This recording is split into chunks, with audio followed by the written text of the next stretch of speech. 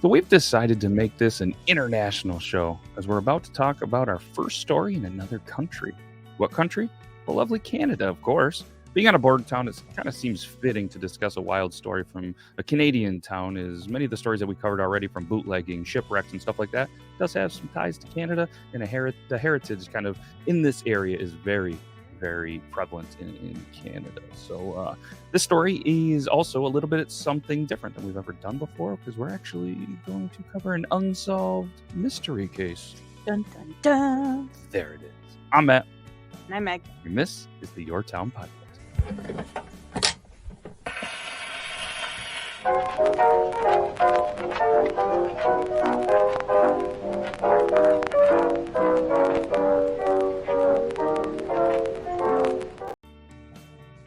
The town we're going to talk about that had this unsolved case is an interesting name. It's called the Blind River, and it's in Ontario.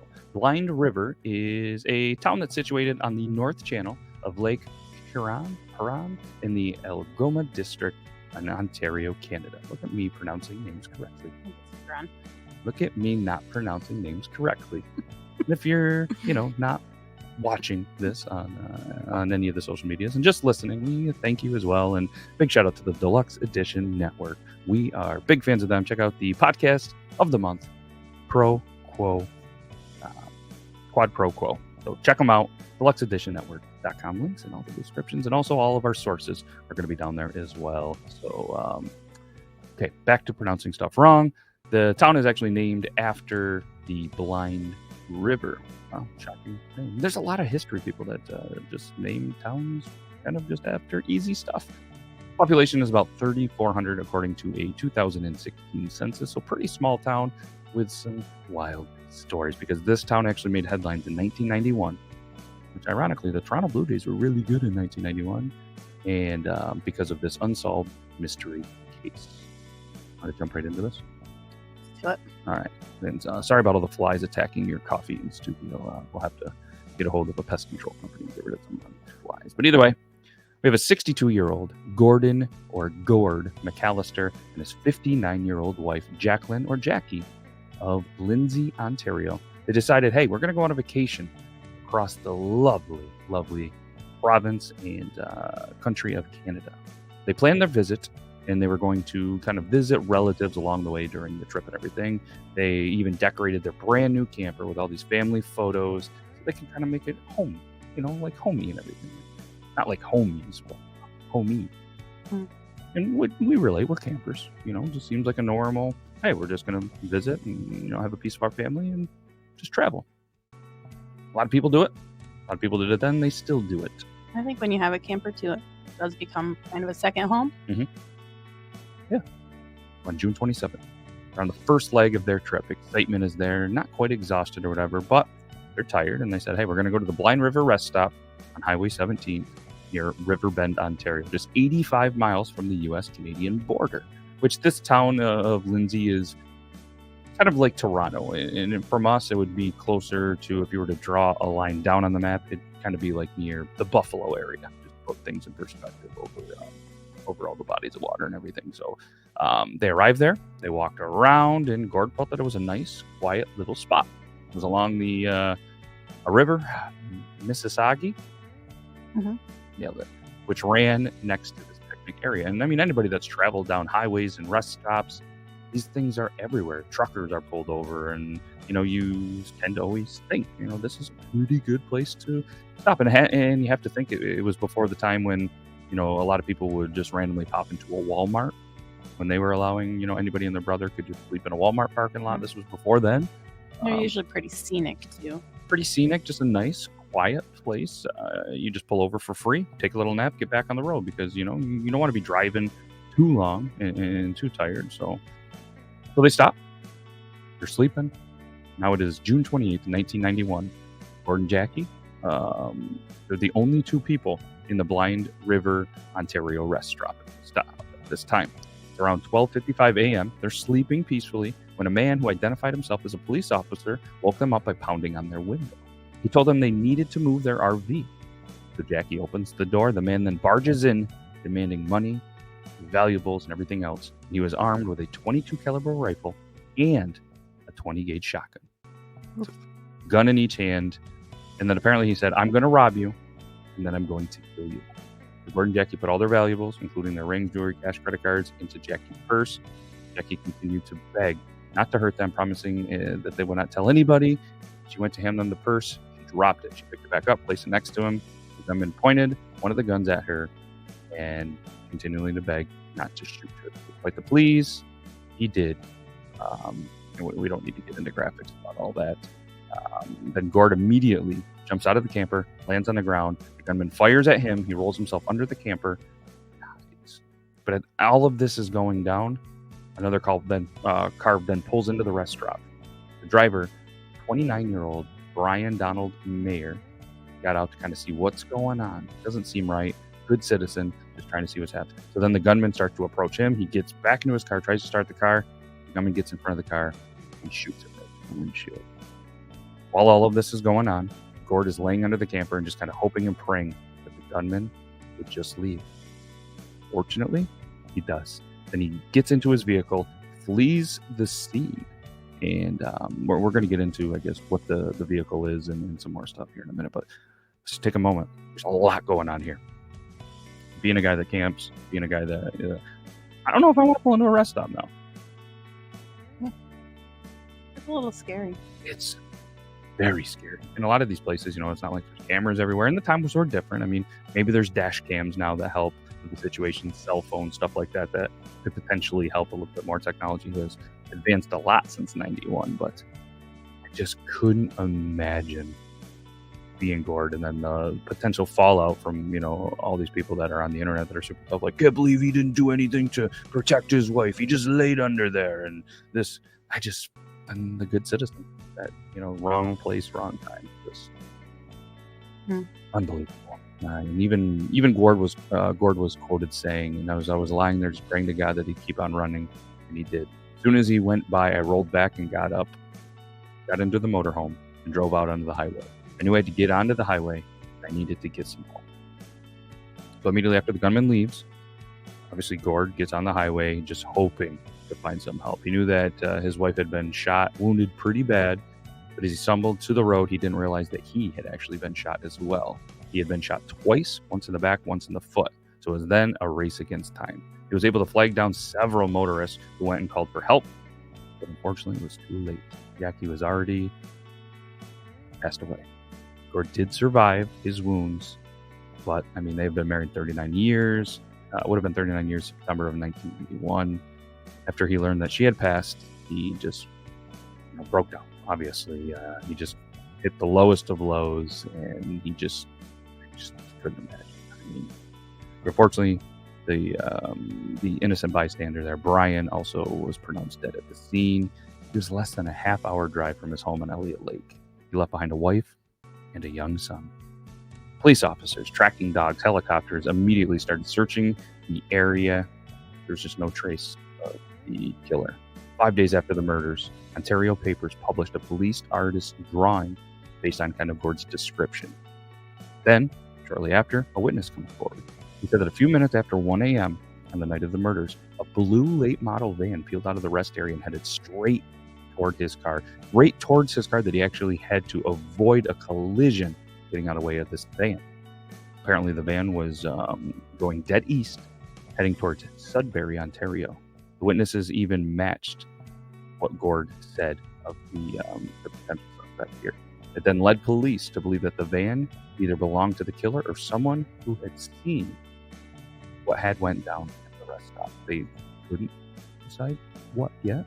The witness had not seen whether the van had Canadian or U.S. license plates, which, for anybody that doesn't know, they're a little bit different. The Canadian plates are typically white with blue writing, like a lighter blue. And at the time of this, I believe New York plates were also white with a dark blue. So it would be tough, especially late at night. I think the number and letter pattern is different too. Mm-hmm. The way that they're laid out. Yep. So it's not easily, or like New York had a time where they went yellow license plates. It wasn't vastly different. But police checked out more than 3,500 blue vans on both sides of the border, And unfortunately, they came up with nothing. Gord will be able to point out the killer someday after he looked through hundreds of mugshots. No avail. Police turned into a more sophisticated kind of technology at the time, hoping to improve on the rough sketch of the killer. 5 long hours. He painstakingly matched features from the computer's files against the memory. I mean, this has got to be tough. You're mourning the loss of your wife, but at the same point, you want to find out who did this. Just having me go hour after hour, sitting in a police station, probably drinking terrible coffee, maybe some Tim Hortons, but just having to go through this, pick out the eyes, pick out the nose, the chin, the hair, the forehead. I just couldn't imagine. But at the end of this, the killer's face did emerge.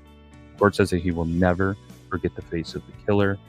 He does not believe that the crime was a robbery gone bad. There was no resistance to him. He truly believes that this person was out there to kill somebody for no reason. Awful. Awful. That might even be an understatement. Since the murder, he has believed that the killer was kind of going to come after him.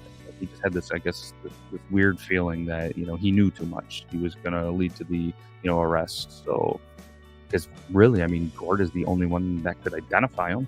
So he was under police protection for quite some time. However, he's at the point, when a lot of articles and later in life, that he just truly didn't care. The killer came after him.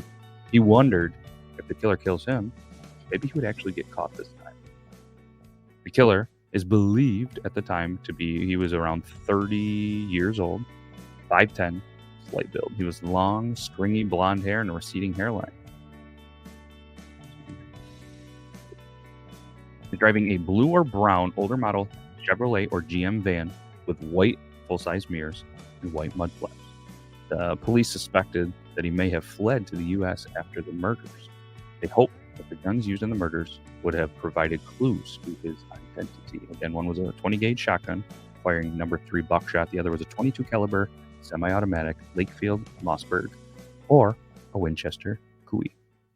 So it's now June 1995. 48-year-old former police officer Ron Glenn West was arrested and charged in relation to 5 violent robbery-related crimes that occurred in Canada somewhere. I don't know what that is. Apparently, earlier in 95, he went on this string of robberies and crimes that were very, very violent. We're going to leave a lot of the details out of that. But he did plead guilty to those charges and was sentenced to 8 years in prison. August 99, he was charged with the murders of 2 women in 1970 after DNA connected him to those crimes. Shortly afterwards, police identified him as a person of interest in the Blind River murders. When he was arrested in 95, he was living there, and his wife and children were also there with him. So there's some kind of circumstantial evidence that links West to the crime. At the time of the murders, he lived about 12 miles away from the actual crime scene. He did own a 22 caliber rifle and a 20-gauge shotgun, the same type of weapons that were used in the murders. His ex-wife also noted that he owned a blue van and looked pretty similar to the drawing that was put there, but with a blonde wig. Finally, he was a former police officer, which would match up with the gunman who identified himself as such. And there was a lot of kind of off articles and different stuff that I read that how he said it, how he presented himself was definitely something that a police officer would, because only police officers are going to do it in a certain way.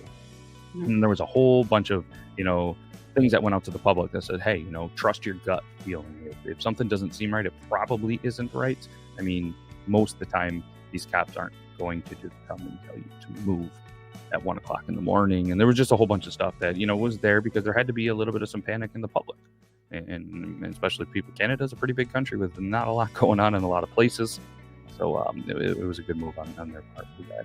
But sadly, on February 14th, 2012, Gord passes away at the age of 83 without ever seeing a resolution to his wife's murder. And as of everything that we've seen today on the internet and doing some research, the killer still walks free today. OPP Staff Sergeant Dione, D-I-O-N-N-E, you say Dione. Dione, the provincial media relations coordinator, said that despite the case going cold, it still remains active and tips are still coming in on this case.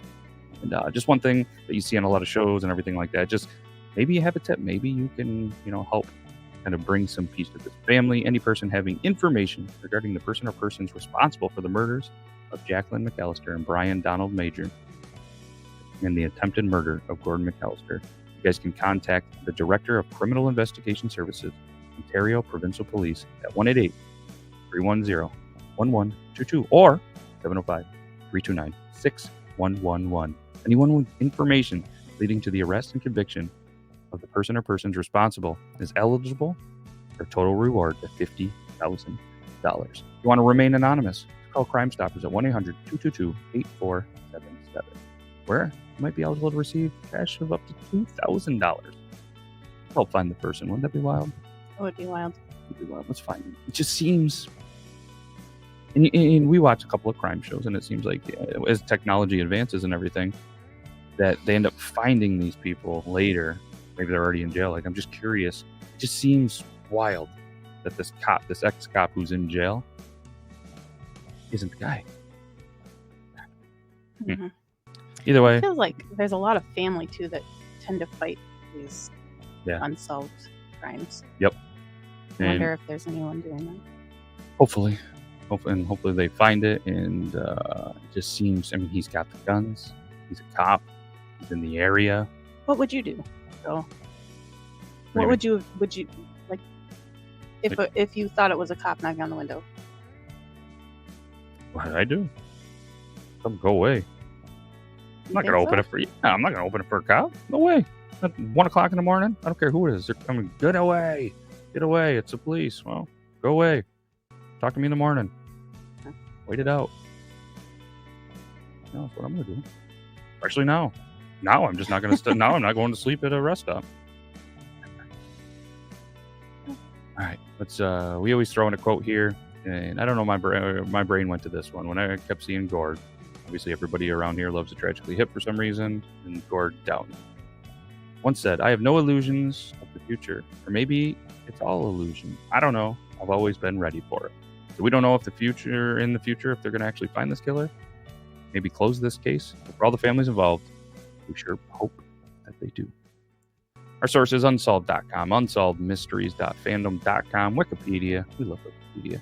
Toronto.com for a little bit of that update and some recaps. So hopefully they're able to bring justice to this, and just a wild, wild story that happened in a pretty small town in a very rural area. If you guys have any stories that you would love, send them over to us on any of the social medias. We have a couple of stories being written by Zach, and he might even make a random appearance in an upcoming episode. So again, thanks, Megh. Appreciate it. Hopefully you have fun. Mm-hmm. This was a wild one. This was a little bit of a tough one and a little bit different. If you guys end up liking this kind of new style, we're just kind of tossing stuff out that's fun for us, hopefully fun to listen to. And shout out to Colin for the sweet tunes in the background of this episode. We'll put some links in the description for that as well. So we got. You good? I'm good. Good. All right. We'll be back next week